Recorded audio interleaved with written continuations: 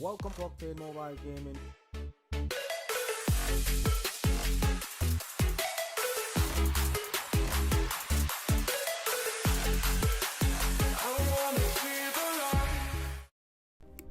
Welcome once again to the channel. I am Octane, your host, and today we're going to take a look at possible deck combination. Now these are the three combination from yesterday. This one is pretty much the same. I haven't really, I've changed a few cards and I've made it primarily immortal killers. So you've got Steadfast Sleuth, Freedom Fighters, and Regal Revolutionary on this combination. This was the one that I was using to farm the deck up to Prestige 4. After Prestige 4, it did work well up until a certain point where I wasn't dealing enough damage to actually get up to a higher level prestige. This one actually works a bit better, and this one, haven't tried this one out as yet. So let's talk you through these combination. Now Black Flag Marooners is primarily there to create water gems so we can actually power up its water counterpart, Headstrong Siren. This one will give us 1600% attack increase to all Celtic Killer cards. Now this is the Celtic Killer card that I'm going to try to use to deal decent damage. Not sure if it's going to work, it's just something that I think might work. Steadfast Sleuth is the one that's going to give us the killer skill, and Metaverse Master will give us 150% damage increase. This one, High Performance Unit Area, is going to give us that 2500% attack increase to all immortal killers. It will remove all debuffs apart from Toxin, I think it's Toxin, Power Gem Silence, and Gem Silence. I think Pierce affects it as well. So those are four things that affects the battle skill of this card. However, it removes everything else. It doesn't remove any buffs. The buff that we have this week is armor, and this one will remove armor. However, it only does it every 4 turns. So every 4 turns it removes one buff from the boss. So every 4 turn create 2 dark power gem 2s and dispel 1 buff from an enemy.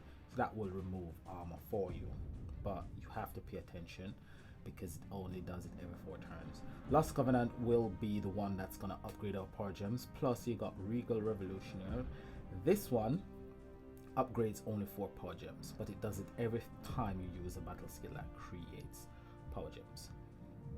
Okay, so those are the 3 combination that I've got. This is pretty much the same with just Steadfast Sleuth on board. Are these decks powerful?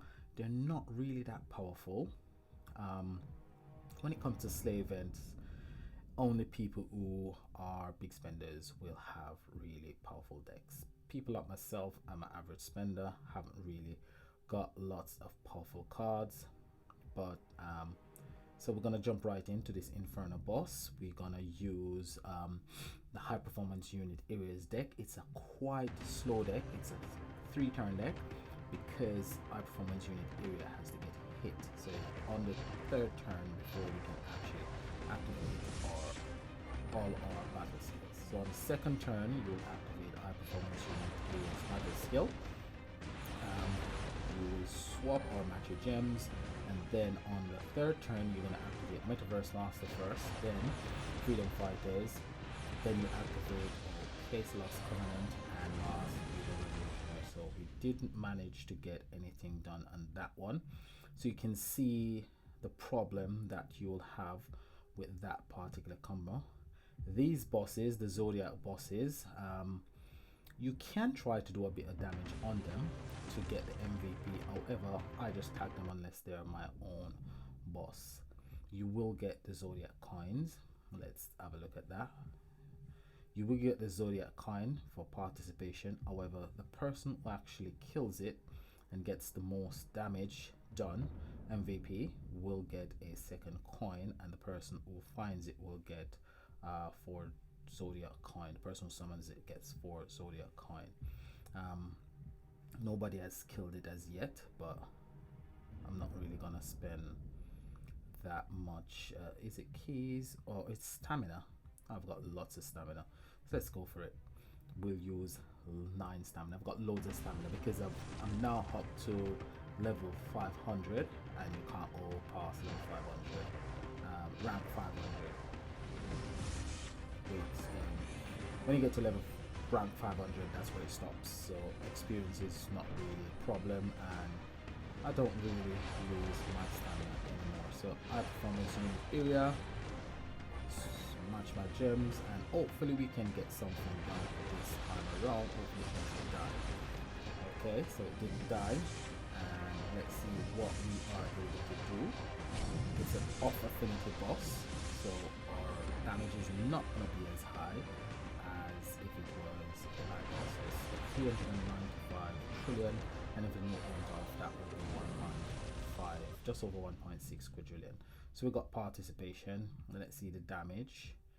So our damage was just over 1 quadrillion. So that is that. Let's see if we can find a boss where we can actually do some damage, showcase what the deck is actually capable of. Let's see if there are other allows. You know what, let's go for this one. This one is quite quick. I'm going to use 3 keys so we can see the maximum amount of damage this combination is able to do. So we're going to activate all our cards from right to left. First, Regal Revolutionaires, then we activate all the other cards. So every time we produce power gems, it upgrades the power gems, 4 power gems on the board by 1 rank. 850 million, and that works out to be 2 quadrillion, and when the nuke goes off, that will be 10 quadrillion. So we did get the nuke off. We got MVP on that one, and let's see the damage. Just over 12 quadrillion. 13, roughly about 13 quadrillion, just over 13 quadrillion we're done with that one. So that wasn't too bad. Quick and quite. Let's see what we can actually do once more. We're gonna jump right in, see if we can actually get 2 attack in, and I'm gonna show you the way I normally play this deck when it's a longer fight. So I activate everything on turn 0. Once I get this damage in, if the boss isn't dead, then I go for 2 turns, because 2 of the cards are 1 turn cooldown, and then 2 of the other cards are 2 turn cooldown, and Regal Revolution is 3 turn cooldown. But we're hit with armor, so I have to wait until Freedom Fighter get rid of the armor, and then I activate everything. So the reason why I had to wait that long was because we're hit with armor, so we had to wait for 4 turns when Freedom Fighters would actually get rid of the armor for us. So that's the reason why I waited so long. But if we weren't hit with armor, I would go on the 2nd turn. So that's it. We did manage to get MVP on this one as well, so that wasn't too bad. So it is a deck that can do really nice chip damage, but it isn't a deck that is going to do massive damage on the first attack. Let's see if our slow deck, which is a bit more powerful, will be able to get its nuke off, because that's what we want to do. We want to get the nuke off, because the nuke is where all our damage is stored. That's the reason why I'm actually using Freedom Fighters. It's because of that nuke. Now the nuke is quite good.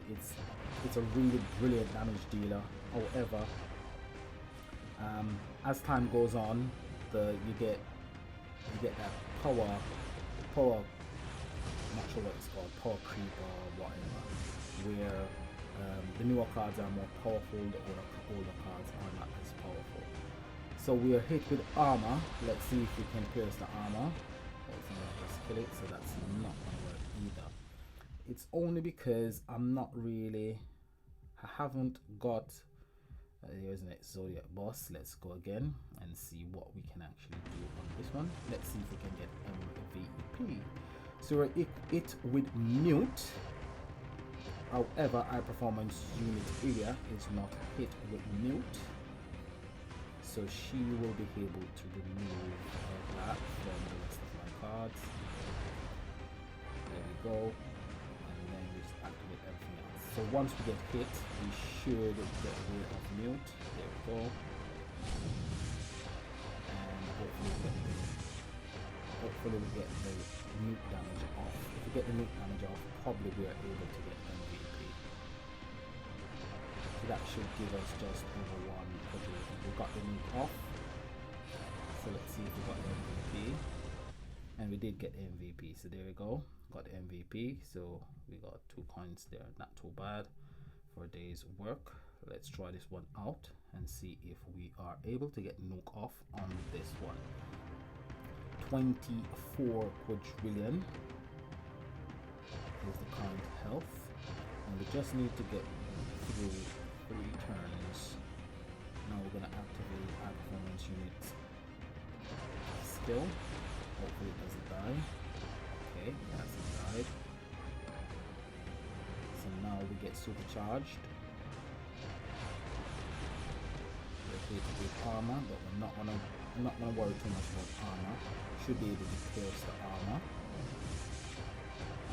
Should be able to do enough damage to actually pierce the armor. So let's see. So we've pierced the armor with 2.4 quadrillion. 2.4 quadrillion is quite good. 2.4 quadrillion, 5 times that, almost 12.5 quadrillion. So armor has been dispelled by freedom fighters, and we're gonna go in and see if we can actually finish the boss off. So we're gonna get the hit right here, and we might get to the armor once more. The armor is not up, and we should do our full damage this turn. So let's see the full damage this time around, because there's no armor. 4.2 quadrillion. And if the nuke went off, that would be 5 times 420, just over 21 quadrillions. That wasn't too bad. That was quite a decent damage. So that combination, this combination is far better than the first combination. As I said, the first combination is the one that I was using to farm the bosses up to the highest prestige. Now we've got really high level bosses, so now we're gonna try out this one. This one is also a slow burner. However, I'm not sure if it's gonna do the level of damage that was done by that performance unit is combination. I'm hoping that this one will be quite good. Not really sure it's gonna be as good as I think it will be. Might be very disappointed. And then we just activate everything else. Let's see the damage on this one. Let's see if we got anything over 2 or 3 quadrillion. Damage wasn't too bad, 3.8 quadrillion. However, we haven't got that nuke at the end. So the nuke at the end with freedom fighters is what makes freedom fight, the combination with freedom fighters, so brilliant. This combination isn't as brilliant as the freedom fighter combination because you haven't got that nuke at the end. However, a combination that uses just 2 Slayer cards, 2 water card and 1 dark commander card, doing 3.8.